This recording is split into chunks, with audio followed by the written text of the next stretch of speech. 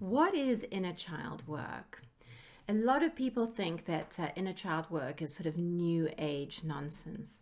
But actually, this work has its origins in early psychoanalysis, right back to, in fact, Carl Jung's time. And that's because this work is actually about the really important experiences that we had growing up that impacted our development and therefore will impact our behavior for the rest of our lives unless we become really aware of it. So I love doing this kind of work with my clients because it is incredibly rich and it's incredibly transformative when we start making connections and having a greater understanding of ourselves as a result.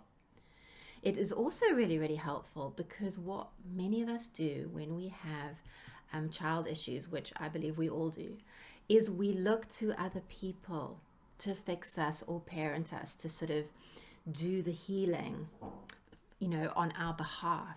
But actually, we need to do that healing. So doing this work is very empowering in that way. And if we have patterns whereby we look to others to complete us, or we have dependency issues, or we have anxiety around relationships, it's very, very useful to do this work to understand why and what it is we need to be doing to help ourselves. It's also really helpful to develop our sense of self-compassion because we aren't just weak or we aren't just silly for what we do. There are reasons why we behave the way we behave, and that will be because of things that happened to us while we were developing during our formative years that impacted our belief systems around what we needed to do and how we needed to behave. And once we start getting to grips with this kind of stuff, it also has a really great impact on our sense of confidence. Because there's this self-awareness definitely brings confidence on its own, but there's also this sense of knowing ourselves and being a little bit more in charge of ourselves and self-contained. And that is very self-esteeming and brings with it a large amount of confidence in ourselves more. But more than anything else, there's something ironic, I think, about inner child work, which is in our adulthood, we can lose sight of all the wonderful aspects of what it is to be a child. And one of the greatest aspects of being a child is the joy, is being really playful, really open to new things, quite brave. We sort of see things for the first time, so there's this sense of wonder in the world. These are beautiful aspects of being a child. And inner child work helps us develop and access that part of ourselves again so we can experience all of that in our adulthood. So what is inner child work? How might it look? Well, what I always encourage my clients to do is I encourage them to think about the young them, the little, whatever your name is, the child in us that might be coming out sometimes. So often when we feel frightened, when we feel overwhelmed, these are times actually when a young part of us is trying to express itself. And what we do is we ignore that part, or we trample over it, or tell it it's stupid, and so on and so forth, when actually inner child work is about developing this ability to nurture ourselves and to tune into ourselves, that young part of us that feels vulnerable, feels unsure, feels angry. We want to ignore these parts of ourselves. We wish to minimize them, or sometimes we kind of maximize them too. But what we don't do is we don't tend to that young part of ourselves. And that's a key thing to do that really, really can help us reduce those behaviors, but also develop our self-awareness and develop the nuance of who we are and what makes us tick. And many therapists also practice a lot of mindfulness or intentional work around getting in touch with the inner child.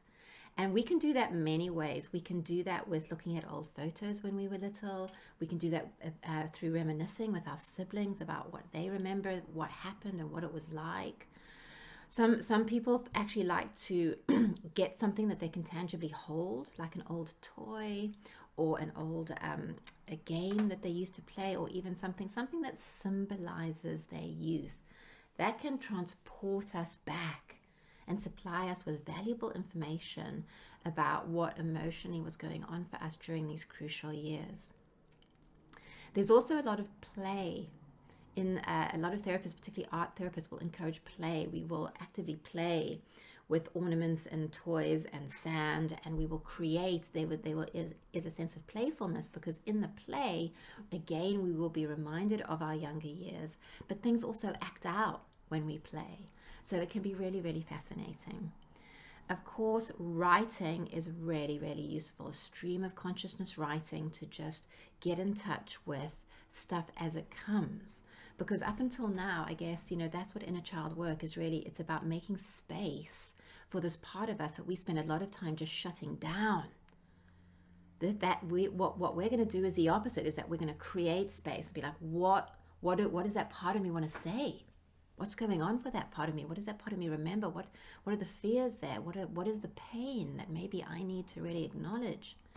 And so by journaling, by doing stream of consciousness work, some therapists will suggest writing in the hand that you don't normally write in. So often for people's left hand, write in that, because again, the writing reminds us of how young and vulnerable we once were, and that part of that lives on in us, inevitably. And also play. I will always say to my clients, go and have some fun. Go and have fun, seek it out, find something that's going to make you laugh, be with good people, go and be playful, go and play a silly game, because that disinhibits that part of us again.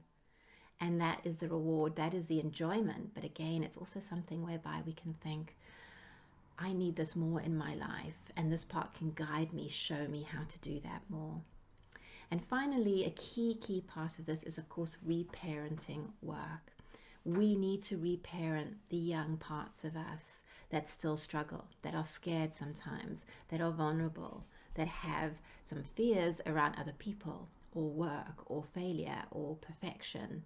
By reparenting ourselves, we can come in and be the kind, nurturing, loving parents that we always wanted and always needed throughout our lives. And in doing that, we can sort of fill in the gaps of some of the stuff that we didn't get when we were younger. Some of the nurture, some of the time, some of the affection, some of the fun, we can give that to ourselves. And the more we're able to do that for ourselves, the more we can arrive in the rest of our relationships really quite adult. Again, there's this irony. So inner child work is very, very worthwhile. I really encourage you to do it. It weaves through all of my teachings. But something useful for you to think about and perhaps spend a little bit more time doing. Thanks so much, and I'll see you next time.